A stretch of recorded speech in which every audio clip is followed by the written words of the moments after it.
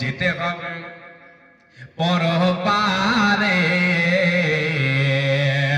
সোনারে অঙ্গ তোমার কবরে মেশাবে, যেতে হবে পরপারে। দুনিয়ার মায়ায় রইলে পড়ে কি জবাব দেবে বন্ধু কবরেতে যাইয়া। দুনিয়ার মায়ায় রইলে পড়ে কি জবাব দেবে বন্ধু কবরেতে যাইয়া। কবরের মাটি সাবিচর ঘাটি কেমনে দেবে পানি, কেমনে রইবে তুমি তাহার ভিতরে। যেতে হবে পরপারে। দুনিয়ার মায়ায় রইলে পড়ে কি জবাব দেবে বন্ধু কবরেতে যাইয়া।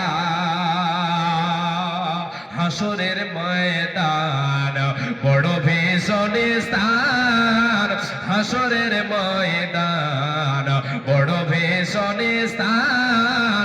কেমনে দেবে পানি তুলসিরাতের পোল, নেকির পাল্লা যদি না ভারী হয়, নেকির পাল্লা যদি না ভারী হয়, কেমনে যাইবি তুমি জান্নাতের ভেতরে। যেতে হবে পরপারে, যেতে হবে পরপারে। জাহান্নামের শাস্তি লোহার হাতুড়ি, জাহান্নামের শাস্তি লোহার হাতুড়ি। কেমনে সইবে তুমি তাহার ভিতরে। যেতে হবে পরপারে।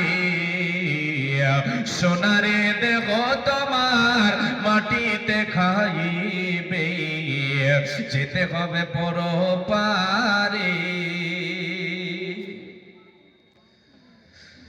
ইসলাম দরদি ভাই ও বাবাজান, আমাকে আপনাকে পরকাল গমন করতে হবে।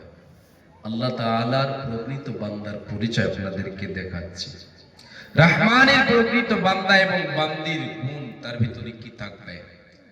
যদি এর ভিতরে গুণ থাকে তাহলে সে নিজেকে জাহান্নাম থেকে বাঁচাতে পারবে। আমার আল্লাহ তাকে জাহান্নাম থেকে বাঁচাবেন, জাহান্নাম থেকে সে নিষ্কৃতি পাবে, আল্লাহর জান্নাতের মেহমান হতে পারবে। কে? যে আল্লাহ রহমানের প্রকৃত গোলাম হবে। এরপরে আল্লাহ তাবারাক ওয়া তাআলা বলেন, হে আমার বান্দারা তোমরা শুনে নাও, রহমানের প্রকৃত বান্দা বান্দি যারা হবে এরা তো পৃথিবীর বুকে চলবে নম্রভাবে, অহংকার থাকবে না, এদের জুবান যেন কন্ট্রোল করে চলবে, পবিত্র রাখবে, অপবিত্র করবে না, বেফাইস কথা বলবে না। এরা রাতের বেলায় অতিরিক্ত নফল ইবাদত করবে, আল্লাহর সঙ্গে সে সম্পর্ক গড়াবে, আল্লাহ তাআলাকে ডাকবে, রাতের অন্ধকারে ডাকবে, সাজদা বলত হয়ে আল্লাহকে ডাকবে, সঙ্গে সঙ্গে আল্লাহর কাছে, সাথে সাথে আল্লাহর কাছে জাহান্নাম থেকে পানা চাইবে, জাহান্নাম থেকে নিষ্কৃতি চাইবে। যারা আল্লাহর প্রকৃত বান্দা বান্দি হবে। এরপরে আল্লাহ তাবারাক ওয়া তাআলা বলেন, ওয়াল্লাযীনা ইযা আনফাকু লাম ইউসরিফু ওয়া লাম ইয়াকতুরু ওয়া কানা বাইনা যালিকা কাওয়ামা। আল্লাহ তাআলা বলছেন, যখন খরচ করবে আমার প্রকৃত বান্দা বান্দি, এরা অপচয় করবে না, অপব্যয় করবে না, কৃপণতাও করবে না। এ মায় আমার বোন লক্ষ্য করে শুনবেন, এখানে গুরুত্বপূর্ণ কয়েকটা কথা আপনাদেরকে শোনাবো। আল্লাহ তাবারাক ওয়া তাআলা বলছেন, যারা আমার প্রকৃত বান্দা বান্দী হবে এরা অপচয় করবে না, অপব্যয় করবে না এবং কৃপণতাও করবে না। এই দুইয়ের মধ্যপন্থা অবলম্বন করবে, মধ্যপন্থা অবলম্বন করবে, অপচয় করবে না, কৃপণতাও করবে না। এর মানে এরা এদের সম্পদকে, যে সম্পদ সম্পদ আমি আল্লাহ তাদেরকে দিয়েছি, যে ধন সম্পদের মালিক তাদেরকে বানিয়েছে, এই ধন সম্পদ টাকা পয়সাকে এরা বেফাইস, এরা যেন এরা পাপের কাজে এরা ব্যয় করবে না, গুনার কাজে খরচ করবে না। এটা হয়ে যাবে অপচয়, এটা হবে অপব্যয়। এই ব্যয় কখনো আল্লাহর প্রকৃত বান্দা বান্দি করতে পারে না। পাপের কাজে সে তার সম্পদকে খরচ করতে পারে না, পারে না, পারে না। কৃপণতাও করবে না, কৃপণতাও করবে না। এর মানে আল্লাহ তাআলার আদেশ মোতাবেক, আদেশ অনুসারে খরচ করবে। সে আদেশ অনুসারে খরচ করবে, ওর বাইরে খরচ করবে না। ও গুনার পথে খরচ করবে না, পাপের কাজে খরচ করবে না, কৃপণতাও করবে না। নিজের সম্পদ গোছালে কৃপণতা হবে না। জি, একটু বুঝাই। আল্লাহ তাআলা বলছেন যে বান্দা বান্দিরা শোন, ওয়া আনফিকু মিম্মা রাযাকনাকুম মিন ক্বাবলি আইয়াতিয়া আহাদাকুমুল মাউত। আল্লাহ রাব্বুল আলামিন বলেন, তোমরা আমার পথে খরচ করো।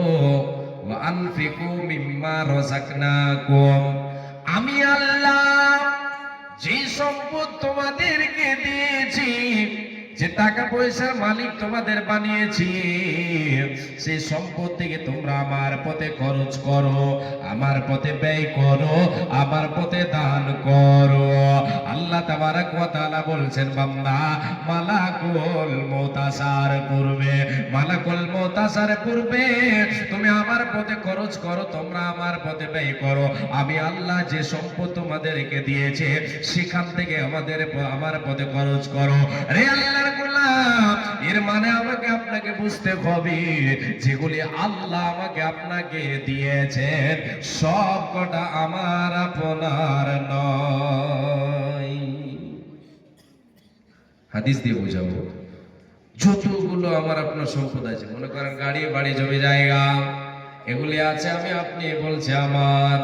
আল্লাহ বলছেন তোমার নয়, আমি তোমাকে দিয়েছি ব্যবহার করতে, সেখান থেকে আমার পথে খরচ করো রে বান্দা, সেখান থেকে আমার পথে খরচ করো, তোমার হবে, তোমার হবে। নচেত আল্লাহ তাবারক ওয়া তাআলা আয়াতে বলছেন, বান্দা মালাকুল মউত আসার পূর্বে খরচ করো, আমার পথে ব্যয় করো। যেদিন তোমার জীবনের শেষ ঘন্টি বেজে যাবে, অ্যালার্ম বেজে যাবে, তোমার জীবনে যে অ্যালার্ম টোন লাগা রয়েছে, সময়টা যখন নির্ধারিত যে সময় আছে, সময় যখন আসবে রে, তোমার জীবনের অ্যালার্ম বেজে যাবে, তোমার জীবনের ঘন্টি বেজে যাবে, দুনিয়া তোমাকে ছেড়ে দিতে হবে। এক ইঞ্চি এদিক ওদিক হবে না, হবে না, হবে না।